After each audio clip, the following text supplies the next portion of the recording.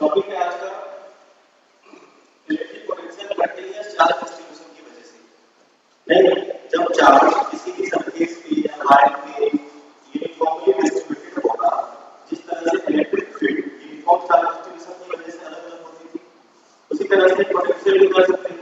इसका एक तरीका और है कि जैसे अभी रड है, इस रड की वजह से किसी भी चार्ज पे आपको किसी भी पॉइंट पे आपको पोटेंशियल निकालना है। इस रड की वजह से आपने किसी भी पॉइंट पे फील्ड निकाल रखा है, या उससे पहले इस चार्ज रड की वजह से आपने किसी पॉइंट पे फोर्स निकाल रखा है। तो तीन डेरिवेशन आपका फ्री में हो जाएगा सिर्फ एक करने से, फोर्स वाला। एक Q बाय R स्क्वायर वाला जो कूलम फोर्स की स्टार्टिंग में ना चार्ज रड की वजह से किसी भी पॉइंट पे, क्यों? क्योंकि Q बाय R स्क्वायर एक Q1 Q2 bye R square की वजह से किसी भी पॉइंट पे निकाल देते हैं, ये फोर्स कितना होता था। अब आपको फोर्स की मदद से फील्ड आ जाएगा, क्योंकि फोर्स और फील्ड में रिलेशन होता है F बराबर Q। तो F पता है, Q पता है, E उस पॉइंट पे आ जाएगा। उसी तरह से इसके जस्ट बाद हम लोग फील्ड, इलेक्ट्रिक फील्ड और पोटेंशियल में रिलेशन करने वाले हैं। अगर आपको फील्ड उस पॉइंट पे पता है ना, और रिलेशन आएगा, तो आप सीधा सा पोटेंशियल भी निकाल सकते हो बिना इतना लंबा चौड़ा डेरिवेशन किए। लेकिन ये करना इसलिए आवश्यक है कि जब सवाल आएंगे तो आपको स्टेप पता होने चाहिए कि कैसे इसको प्रोसीड किया जाता है। इसीलिए डेरिवेशन गलत होता है, क्योंकि कभी ना सवाल बीच वाले पार्ट से आ जाता है। बीच वाले पार्ट से मतलब ये हुआ, आपको वो वाला स्टेप अगर नहीं आता है तो आप उस क्वेश्चन को अटेम्प्ट नहीं ले सकते। क्लियर है? इसीलिए हम लोग स्टेप कर रहे हैं। वैसे ये आउट ऑफ सिलेबस है, एग्जाम में क्या है ना, ये में भी आ सकता है, ठीक है, में भी आ सकता है ये, लेकिन सिलेबस में नहीं है, ये आउट ऑफ सिलेबस है 100%। आप चाहो तो कहीं लिख सकते हो आउट ऑफ सिलेबस। सिलेबस से बाहर है, इसलिए इसका डेरिवेशन बस आपको समझना है, और इसके रिजल्ट्स भी आपको याद नहीं रखने हैं, ठीक है, क्योंकि ये जनरल रिजल्ट नहीं है, ये इस केस के लिए स्पेशल केस वाला रिजल्ट है। इसलिए जनरल रिजल्ट होता है बोलते हैं आपके तरीका समझिए। हम लोगों के पास एक यूनिफॉर्मली चार्ज रड है, जिसपे चार्ज यूनिफॉर्मली डिस्ट्रीब्यूटेड है ओवर द लेंथ L पे, और हमें कोई एक पॉइंट है इसके एक्सिस पे जहां पे फील्ड पोटेंशियल फाइंड करना है। अब ये पॉइंट इस एंड से कुछ ना कुछ डिस्टेंस पे होगा। अब वो डिस्टेंस आप x r कुछ भी गिवन होगा। अभी फिलहाल ये डिस्टेंस हमने जानबूझ के उतना ही लिया है L, जितना रड का लेंथ है, कारण ये हम की कैलकुलेशन आसान है, ठीक है, तो हम स्टेप समझ लेते हैं। इसलिए जानबूझ के हमने ये जो डिस्टेंस लिया है वो L, ये डिस्टेंस कुछ भी हो सकता है, ऐसा नहीं हमेशा L ही होगा। L जानबूझ के इसलिए हमने लिया है ताकि कैलकुलेशन आसान हो, और कोई खास नहीं बात, ठीक है, क्लियर? अब बताइए, किसी भी पॉइंट पे पोटेंशियल पॉइंट चार्ज की वजह से ये Q का, अब बताइए ये जो एक्सपेक्टेड चार्ज है पॉइंट चार्ज पर ही है, इसलिए इस एक्सपेक्टेड चार्ज की वजह से डायरेक्ट आपको फॉर्मूला नहीं पता है, आप एक काम करिए ना, उसमें पॉइंट चार्ज ढूंढ लीजिए। हमने क्या किया, एक dq चार्ज एलिमेंट ले लिया जो behaves as a point charge, एक स्मॉल चार्ज पॉइंट चार्ज की तरह बिहेव करेगा, वो हमने सेलेक्ट कर लिया dq, कहां से, इस पॉइंट से x डिस्टेंस पे। अब बताइए इस dq पॉइंट चार्ज की वजह से x डिस्टेंस पे पोटेंशियल क्या बनेगा, k q by r, k dq by x, क्योंकि स्मॉल चार्ज है इसलिए पोटेंशियल कितना डेवलप होगा, स्मॉल dq लिख दिया हमने। इसी तरह से ढेर सारे dq की वजह से पोटेंशियल dp आएगा, और सारे dq को क्या करेंगे, इंटीग्रेट, टोटल पोटेंशियल आ जाएगा। अब देखो dp को क्या करेंगे, k dq by x, ये कांस्टेंट है, बाहर कर लेते हैं।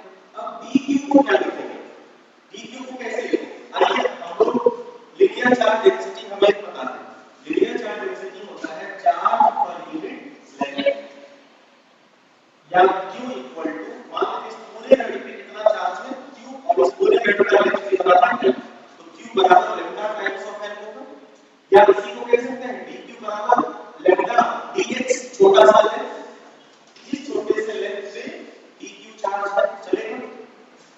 आई बात समझ में? ये रिलेशन हमारा यहां से बना चार्ज डिस्ट्रीब्यूशन के रिलेशन से, ये हम लोग बात करेंगे, और ये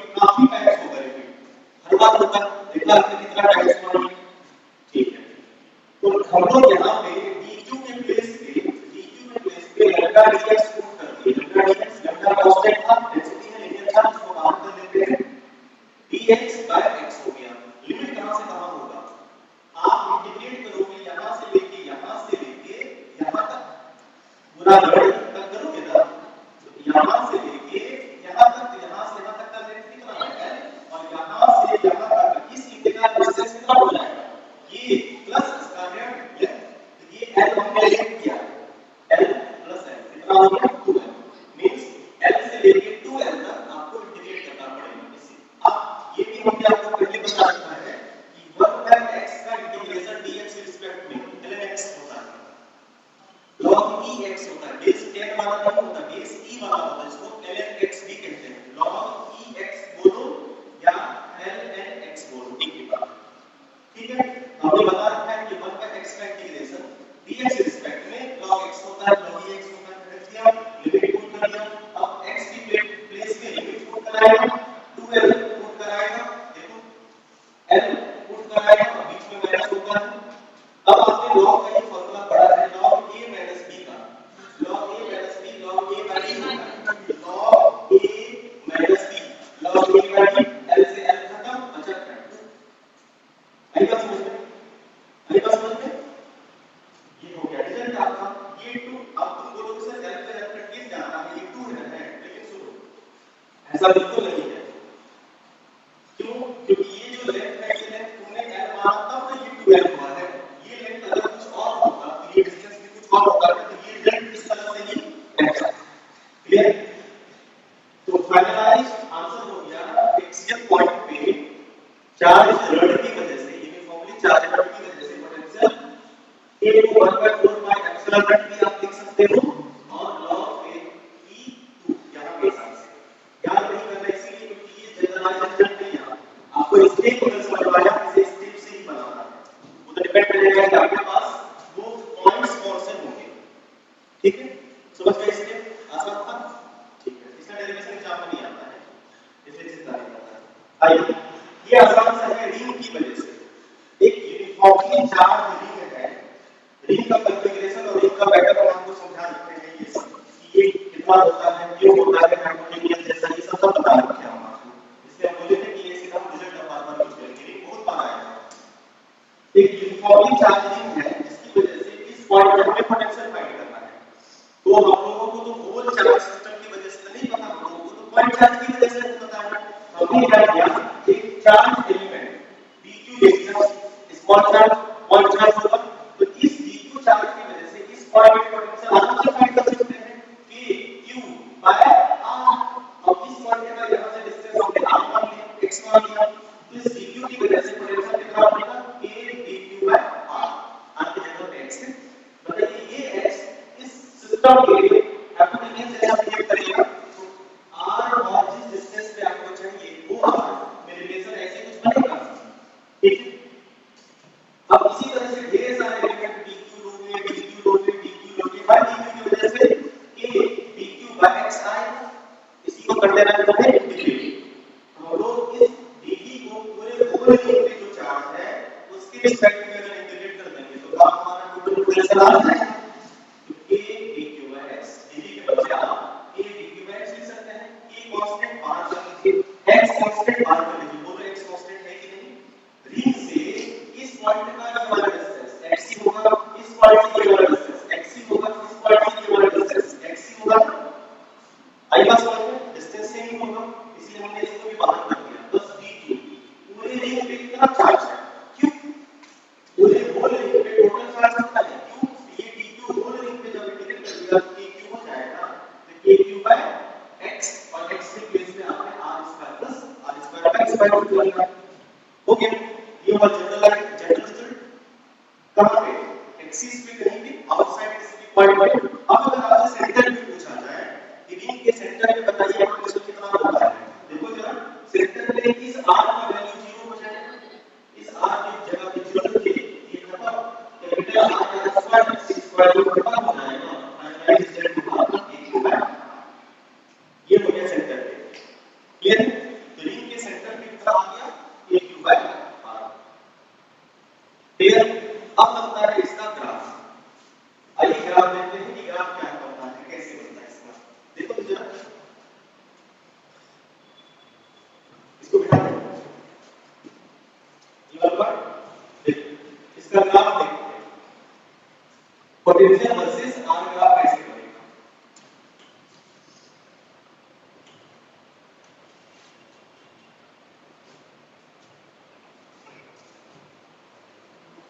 हमारे पास ये बात तो समझ में आ गया कि ये रिंग है बात मैक्सिमम पोटेंशियल रिंग की वजह से कहां पे आती है, जरा देखो तो बता सकते हो क्या?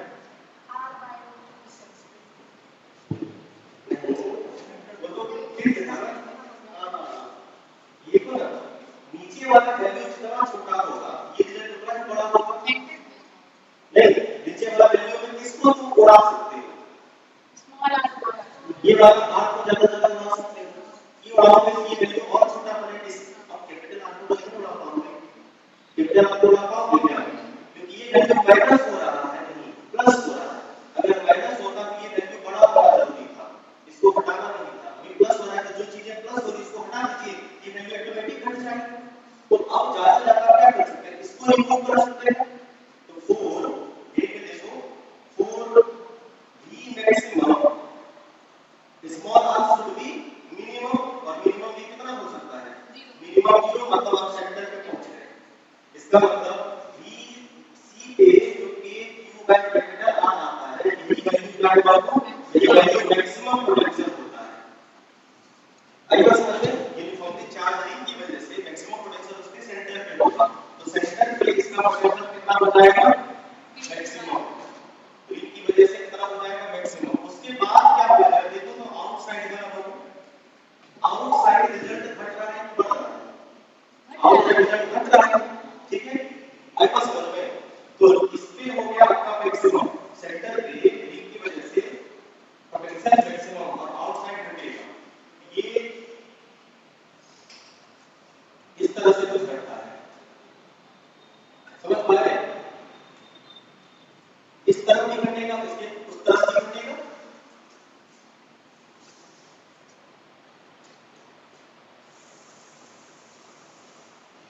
इस तरह का एलिवेशन जैसा ग्राफ बनता है इसका, बराबर?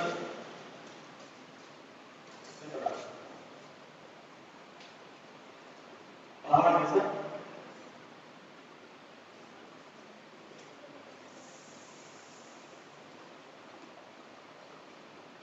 मतलब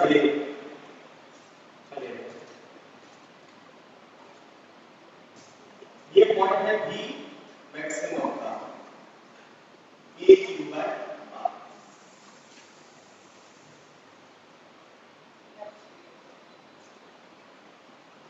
फिल्टर वाला याद रखना है, फोर्स वाला याद रखना है। चलिए चालू कीजिए ग्राफ को। इस दोनों डेरिवेशन में अगर होता सा भी कोई दिक्कत है तो बताइए, नहीं आगे बढ़ेंगे भी। चलिए आइए एक सवाल करते हैं, उसके बाद हम लोग चलेंगे। एक क्वेश्चन करते हैं।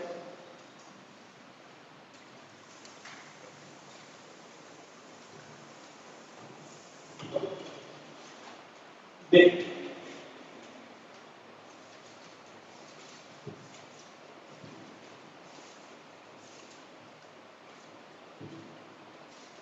ग्राफ नोट किया लोगों?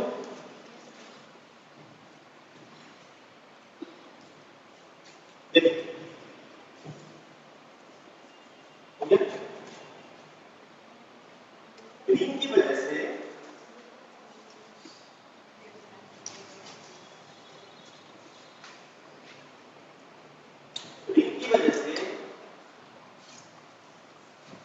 अगर एक चार्ज रिंग हो, इसकी वजह से किसी भी आउटसाइड पॉइंट पे पोटेंशियल होता है बाबू कितना?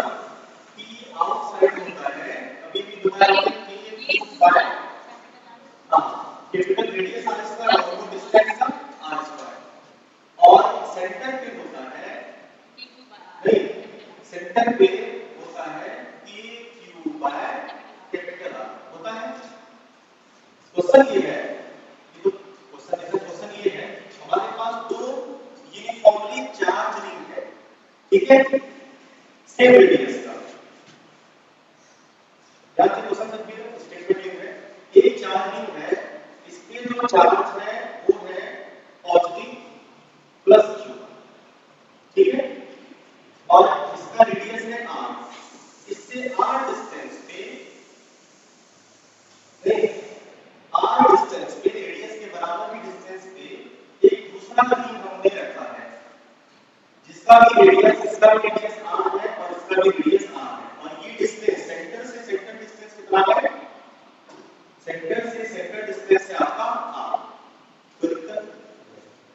पे चार्ज है +2q। हमें क्या करना है, इसके सेंटर से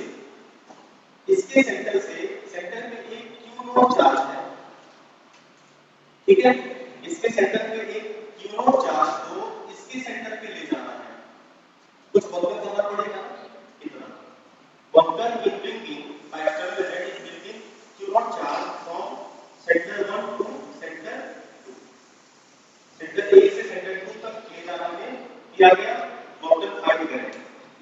तरीका आपके पास क्या है, वक्र निकालने का, पोटेंशियल डिफरेंस वक्र equal to dV by sorry क्या होता है, हां पोटेंशियल डिफरेंस बराबर वक्र पर यूनिट चार्ज, यानी dQ पोटेंशियल डिफरेंस निकाला है 2.5। देखिए आप कह रहे हैं, देखो यहाँ पे इस चार्ज की वजह से पोटेंशियल और यहाँ पे इस चार्ज की वजह से पोटेंशियल निकाल लेंगे, दोनों का डिफरेंस करते हैं, पोटेंशियल डिफरेंस आ जाएगा, ठीक है। यानी देखा यहाँ पे इस चार्ज की वजह से पोटेंशियल है, यहाँ पे इस चार्ज की वजह से पोटेंशियल होगा भाई, इस पॉइंट पे सिर्फ इसी चार्ज की वजह से पोटेंशियल होगा, इस चार्ज की वजह से पोटेंशियल नहीं होगा, इस पॉइंट पे भी इस चार्ज की वजह से पोटेंशियल होगा और इस चार्ज की वजह से भी पोटेंशियल होगा। आपका समझ में? हां आइए बोल के देखो, आपको क्या कह रहे हैं, आपको क्या करना है, वर्क डन निकालने के लिए सिंपल सी बात है कि वर्क डन निकालना हो तो work equal to potential difference कर दीजिए, बात बन जाएगा। पोटेंशियल डिफरेंस क्या होगा, potential difference second minus potential difference 1 by q naught sorry into q naught double equal to dq होगा। अब ये करना इंपॉर्टेंट है हमारा, ठीक है। देखो बोर्ड पे देखो, अब v1 कैसे निकालें, तो मान लेते हैं v1 इस पॉइंट का पोटेंशियल है और v2 इस पॉइंट का पोटेंशियल है, तो बताइए पोटेंशियल अगर आपको v1 निकालना है, ये v1 तो दूर यहाँ पे पोटेंशियल दूर को चार्ज सिस्टम बनाएगा, एक ये प्लस q जो कि इसके सरफेस पे है और एक ये 2q की वजह से भी पोटेंशियल यहाँ बनेगा, ये 2q कोई चार्ज है कहीं पे, उसकी वजह से इस पॉइंट पे पोटेंशियल नहीं बनेगा, बनेगा नहीं बनेगा, आई बात समझ में बोलो। इसका मतलब यहाँ पे पोटेंशियल होगा एक q1 की वजह से, सॉरी ओवर हुआ क्या, ओवर हुआ लाइट हो गया, तो रेप्लिकेंट लगा था इस वजह से, चलो अगली बार पावर को देना इन्वर्टर नहीं चलेगा, सकते हैं चलेगा कि बड़ा वाला इन्वर्टर चाहिए, चलो बोल दिया। हाँ अब ये कह रहे हैं कि v1 की पोटेंशियल दो चार्ज की वजह से आई थी, एक इस चार्ज की वजह से, अब बताइए इस चार्ज की वजह से पोटेंशियल सेंटर पे होगा, देखिए अब यहाँ पे दो चार्ज की वजह से पोटेंशियल आपका आया, एक q1 जो कि उस रिंग के लिए, पहले वाली रिंग के लिए एज अ सेंटर होगा नहीं, और v1 पे पोटेंशियल एक आएगा q2 की वजह से जो कि आउटसाइड होगा, यस और नो होगा ना, 2q चार्ज की वजह से, क्लियर है। अब बताइए सेंटर की वजह से फॉर्मूला क्या था, dq बाय r, उस रिंग का रेडियस, उस रिंग पे चार्ज कितना है बाबू, उस रिंग पे चार्ज है कितना q और उसका रेडियस कितना है r, हो गया। अब बताइए इसका इससे डिस्टेंस कितना होगा, कोई बताओगे क्या, इसका इससे डिस्टेंस कितना होगा, इस रिंग से इसका डिस्टेंस कितना हो जाएगा, ये वाला r22, इस 2q से कितना हो जाएगा r22, क्योंकि देखो ना ये डिस्टेंस सेंटर पे नहीं है, ये 2q जो चार्ज है सेंटर पे रहता तो सीधा r डिस्टेंस कर देते, सेंटर पे रहता है उसके सरफेस पे है, इस रिंग का सरफेस से इस रिंग के सरफेस से इस पॉइंट का डिस्टेंस हाइपोटेन्यूज वाला होगा कि नहीं होगा, जिसमें ये होगा आपका परपेंडिकुलर और ये हो जाएगा बेस, ये r है बाबू और ये भी r है, ये कितना हो जाएगा r√2, कितना हो जाता है ये r√2, समझ पाए पक्का। तो इसकी वजह से 2k के क्यू, क्योंकि चार्ज 2q है, बाय डिस्टेंस, डिस्टेंस कितना है r√2, कोई दिक्कत नहीं। सिमिलरली v2 निकाल रहे हैं, v2 क्या होगा इस पॉइंट पे ऐसा ही आएगा। अब बताइए इसकी वजह से q2 की वजह से ये रहेगा सेंटर प्लस v q1 की वजह से आउटसाइड। अब बताइए सेंटर की वजह से पोटेंशियल होता है kq/r, उस रिंग का रेडियस kq, q कितना है 2q, तो 2kq/r चलेगा प्लस, अब ये पॉजिटिव नेगेटिव कुछ भी हो सकता है, आपको तरीका समझ में आ रहा है कैसे करना है, ठीक है। इसकी वजह से आउटसाइड होता है kq बाय डिस्टेंस, इससे इसका डिस्टेंस कितना हो जाएगा, डिस्टेंस तो सेम ही होगा ना बाबू, ये वाला डिस्टेंस तो सेम ही होगा r√2, समझ पाए, kq बाय डिस्टेंस कितना है r√2, ओके। अब आपको पोटेंशियल डिफरेंस, अब आपको पोटेंशियल डिफरेंस निकालना है, तो आप क्या करोगे, कहां से कहां चार्ज लिया जा रहा है, 1 से 2, v2 v1 करिएगा ना, v2 v1 करिएगा ना, फाइनल क्या है v2 है, तो v2 v1, ये बात दिखा रहा है आपको कि चार्ज कहां से कहां ले जाता है। तो v2 का वैल्यू देखो, तो v2 का value 2kq by r plus kq by r√2 minus kq by r plus 2kq by r√2, तुम कहोगे सर जीरो हो जाएगा, लेकिन रुको, जीरो नहीं होगा, मिस्टेक से भी ऑप्शन जीरो भी था। देखो 2kq by r में से एक kq बार घटेगा, एक kq बार बचेगा, मतलब kq बार आप कॉमन ले लीजिए पहले, v2 v1 kq by r अगर कॉमन लीजिएगा क्या बचेगा बताइए, यहाँ पे बचेगा 2, यहाँ पे बचेगा प्लस 1 बाय √2, 1 बाय √2 बचेगा ना, यहाँ पे बचेगा -1 और यहाँ पे बचेगा -1 बाय √2, -1 बाय नहीं 2 बाय √2, क्या बचेगा 2 बाय, ठीक है। अब बताइए 2 में से 1 जाएगा 1 होगा, तो ये बचेगा kq by r, यहाँ पे हो जाएगा 1 माइनस 1 बाय √2 में से 1 बाय √2 खत्म होगा, तो 1 बाय √2 बचेगा ना बाबू, 1 चलो हो जाते हैं, plus 1 by √2 minus 2 by √2, 1 by √2 में से 1 √2 खत्म, एलसीएम ले सकते हो, सॉल्व करोगे ना, सॉल्व करोगे कितना आएगा kq by r, लोगे तो एलसीएम आएगा √2, ये हो जाएगा आपका √2 और 1 माइनस 2 होगा -1, √2 माइनस 1, ये आया आपका पोटेंशियल डिफरेंस, नहीं बात समझ में। अब आपको वक्र पूछा है, तो देन एक्सटर्नल वक्र इक्वल टू होता है increasing charge from 1 to 2 is equal to potential difference v2 v1, कितने चार्ज के लिए जाना है q0 को, q0 पोटेंशियल डिफरेंस कितना आया kq q0 by r √2 -1 by √2 is your answer, समझ पाए।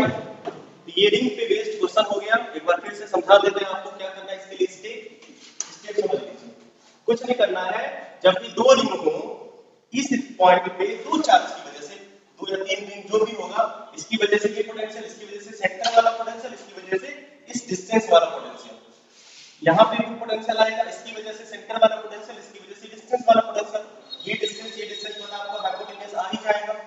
अब पोटेंशियल डिफरेंस कर लेना है, और आपको पता है कि W बराबर पोटेंशियल डिफरेंस इनटू जितने चार्ज को लाया आपने, यहाँ पे q0 को लाया, हो सकता है 5q 6q 10q -2q को लाता, यहाँ पे जो भी लाता उसको आप रख देते हैं, क्लियर है, समझ पाए। अच्छा अगला डेरिवेशन कर ले, डायपोल की वजह से आइए, electric potential due to dipole, board की इंपॉर्टेंट है, याद रखिएगा इसे, हेडिंग लगाएंगे electric potential due to dipole, पहले समझ लीजिए, बाद में नोट कर लीजिएगा, पहले समझिएगा, नोट करने का टाइम मिलेगा आपको।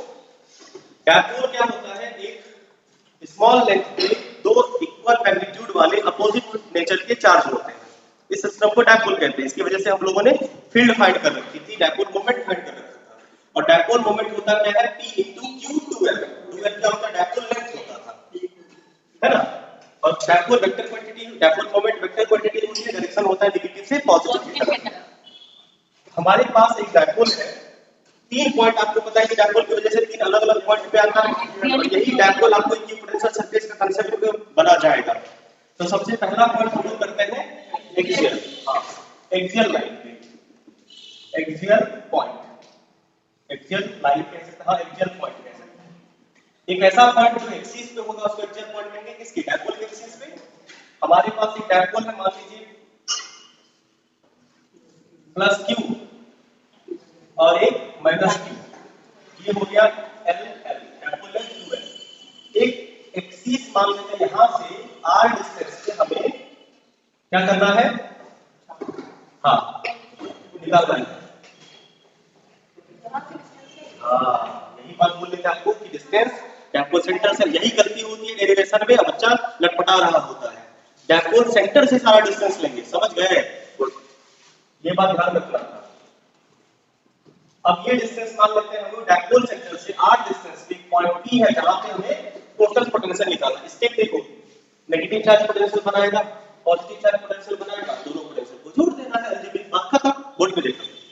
अब बताइए ये डिस्टेंस अगर r है, ये l है, तो इस चार्ज का इस पॉइंट से डिस्टेंस कितना हो जाएगा? r minus l। और पॉजिटिव चार्ज का इस पॉइंट से डिस्टेंस कितना हो जाएगा? r plus l। बस हो गया। Potential due two plus Q charge, plus Q charge की वजह से पोटेंशियल होगा v1 मान लेते हैं, k प्लस क्यू, नहीं, k क्यू बाय r। यहां से डिस्टेंस कितना है? r plus l, equation 1। Potential due to minus q charge, कहां पे? एट p पे बाबू, minus q charge at p, v2 मान लेते हैं, और ये minus k q by r, distance कितना आएगा? r minus l। समझ पाए? इक्वेशन 2। अब आपको नेट पोटेंशियल चाहिए, दोनों को जोड़ दीजिए, देखो कितना आसान है ना। आपको v नेट चाहिए कहां पे? p पे ना, तो क्या होगा बाबू? v1 प्लस v2, v1 का वैल्यू कितना आया है? k q by r minus l plus, और इसका आया है k q by r plus l, k q by r plus l, sorry, ठीक है। Plus minus minus, k q common ले लें, k क्यू ये 1 by r plus l minus 1 by r minus l, LCM लेते हैं, ले लीजिए। क्या होगा एलसीएम? एलसीएम लेंगे तो r square plus l square होगा, sorry, r square minus l square, a plus b two a minus b, normal बात है। ये यहां पे कॉपी कराएगा r minus l minus r, और ये माइनस इसको प्लस, इस माइनस ये प्लस को माइनस कर देगा और हो जाएगा l। बोलो कोई दिक्कत? आ रहा है कुछ गलत? अच्छा, प्लस से लेकर आएगा, नहीं नहीं, प्लस ना, सॉरी, ये यहां पे q2 minus q1, v1 plus v2, हां सही। ये r माइनस l, और यहां पे होगा माइनस, ये माइनस r को माइनस, और ये इसको माइनस करेगा, ठीक है। तो दोनों बात क्या नेगेटिव आ रहा है? डायपोल मोमेंट का डायरेक्शन होता है नेगेटिव से, कोई फर्क नहीं पड़ता है। नेगेटिव चार्ज की वजह से ज्यादा पोटेंशियल आया है, क्या फर्क पड़ता है? डायपोल मोमेंट का वो डायरेक्शन होता है, ये तो स्केलर क्वांटिटी है बाबू, बोलो ना। ये पॉइंट नेगेटिव चार्ज के नजदीक में है, तो नेगेटिव चार्ज डोमिनेट कर रहा है ना, उसी वजह से पोटेंशियल आना चाहिए ज्यादा ना, सही है? क्या दिक्कत है? नहीं समझे बात को? क्या पोटेंशियल नेगेटिव नहीं आ सकता है? आ सकता है। अरे भाई, नेगेटिव चार्ज की करीब है तो नेगेटिव का ज्यादा प्रभाव है, तो रिजल्ट में भी नेगेटिव आना चाहिए था, आया ना। अब बोलोगे सर आप नेगेटिव चार्ज नहीं ले, तो कोई बात नहीं, यहाँ पे आप क्या करिए, अब बोलो यहाँ पे पॉजिटिव का, यहाँ पे नेगेटिव कर दो, रिजल्ट सिमिलर में आएगा तो तुम चाहते हो, तो फिर यहाँ पे उल्टा हो जाएगा बाबू, है ना। तो यहाँ पे उल्टा हो जाएगा, ये हो जाएगा ऐसे, ये हो जाएगा ऐसे, कोई बात नहीं, इससे कोई फर्क नहीं पड़ने वाला है, समझ गए? कल जो पूरा छेड़छाड़ करवा रहे, ठीक तो था, जैसा इसे रहने दो, पूरा चेंज करना पड़ेगा, रहने दो। मैटर समझे? इससे कोई फर्क पड़ेगा रिजल्ट में? नहीं ना, क्या नहीं पड़ेगा, क्या फर्क पड़ता है? चलो अब इसको सॉल्व करोगे तो क्या क्या कटेगा? सिर्फ r और r कटेगा, और ये होगा k q, माइनस करने लगा देते हैं, k q बाय 2l, हाँ 2l r square minus l square, कोई दिक्कत नहीं ना? ठीक है, चलो अब देखो यहाँ पे Q12 है, Q12 को क्या लिख सकते हैं? P, simple. तो P के आप चाहो तो इसे माइनस को नीचे भेज दोगे तो L square minus R square, एक ही बात है, सुंदर लिखने का तरीका। जो भी समझ पाए बात को नहीं, परंतु होता क्या है, L छोटा होता है, नहीं समझे? L R square minus L square ये लिख लीजिएगा, ठीक। ये नेगेटिव क्यों आया समझ पाए? ये नेगेटिव आया है, नेगेटिव के बगल में ये पॉइंट आपने लिया है। आप चाहो तो यहाँ पे पॉजिटिव है, ये पॉजिटिव के बगल में लीजिए तो सीधा सीधा आ जाएगा, इसको कोई दिक्कत की बात नहीं है, इसमें कोई खास परेशानी वाली बात नहीं है, नॉर्मल चीज है, ठीक है। तो आपके हिसाब से डायपोल की वजह से फील्ड कितना, सॉरी पोटेंशियल कितना होना चाहिए, वो तो नेगेटिव पॉजिटिव दूसरा मामला है।